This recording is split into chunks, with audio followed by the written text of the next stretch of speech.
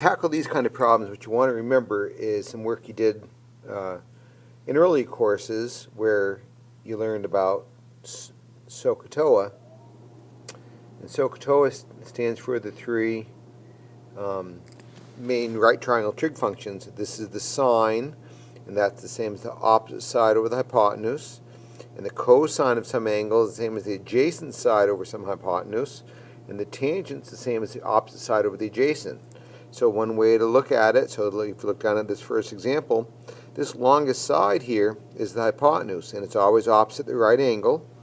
So that's going to be our h. Now, and they told me this angle here, and the 10 I see is opposite from it. And of course the other side is the adjacent. They conveniently label that a for us. So to find that hypotenuse, well, let's see. I know I have the opposite side, and I'm looking for the hypotenuse. So opposite and hypotenuse is associated with the sine function.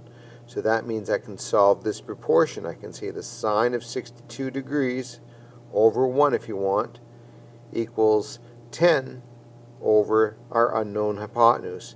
And then since this is just a proportion, I can just cross multiply and divide. I can say 1 times 10 divided by the sine of 62. Oops, I meant to write 62. Here, let's see.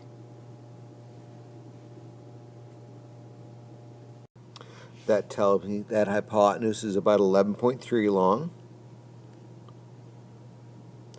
And if I'm looking, I could use Pythagorean theorem at this point. You can also use, if I'm looking for the adjacent side and I know the opposite side, that can be used with the tangent function.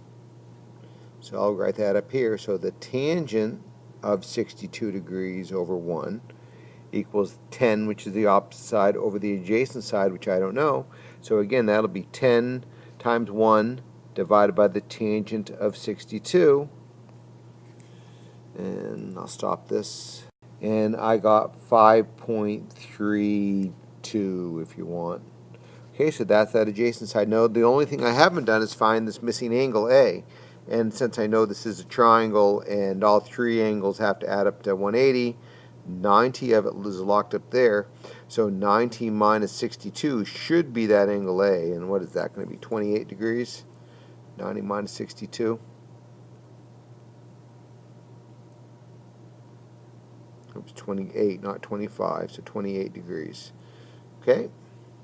So here's the next one's another right triangle, same kind of relationship. I know the sine of some angle equals the opposite over the hypotenuse.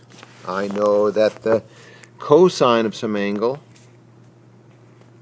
equals the adjacent side over the hypotenuse. I started to write B and give it away. So think about this question. Stop it, try it yourself, and then come on back and watch and see if you did the same as I did.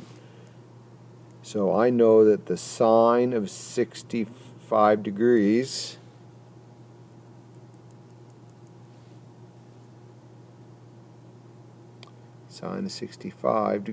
equals the opposite side, which is, I don't know, over the adjacent side, which is 10. So in this proportion, it's going to be 10 times the sine of 65. And then to get angle side B, we're going to do the cosine. The cosine of 65 equals the adjacent side over 10, which is 10 times the cosine of 65. So 10 sine 65, I'm getting 9.1-ish. And 10 cosine 65, I'm getting 4.2-ish.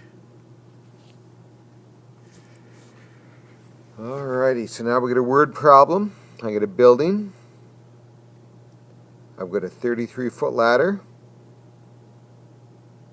It's telling me that the angle between the ground and the ladder is 80 degrees. And I want to know how high up the building I want to reach. I'm seeing a hypotenuse. I'm seeing an opposite side because that x is opposite the 80 degrees.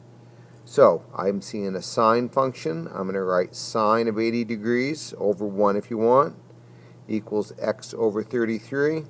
So that will be 33 times the sine of 80 degrees. And that will be the answer. And I'm getting about 35 feet, or 32.5 feet, which makes sense because this is 80 degrees, almost right up there, so this side should be pretty close to 33. So for this one, I am seeing an opposite side that I'm looking for, an adjacent side that I have, so that's tangent. So I can say that tangent to 57 degrees equals x over 30, which will be 30 times the tan of 57. So when I did this in the calculator, I found out it was about 46.2 feet high. So this example, they're telling me a couple of buzzwords I want you to pay attention to. When you see the word angle of depression, that's from the horizontal looking down, so that's 20. Angle of elevation is from the horizontal looking up, so that's one way. How do you know? If they didn't give you the drawing, that's how you know where they go. And what I can do is I can find, let's see, let me do some colors. If I can find that side, and I can find that piece and add them together, that'll be the same as h, right? So I'm going to do the tangent, because it's the opposite side over the adjacent side is tan, OA. So I can say tan of 42 equals, I don't know, here, I'll tell you what, I'll use a red mark, since I did that, over 100, and that will be 100 times the tan of 42. And then to get the other side, I'm going to do, say, tan of 20 equals, I don't know, over 100. So that'll be the 100 times the tan of 20. I'm going to get those two answers, add them together, and that should be how high that skyscraper is. So when I calculated these with my calculator, that came up being a little over 90. This came up to be 36.4. We'll add those two numbers together, and what is that, 126.8 or 0.44? So 126.44 feet, not much of a skyscraper.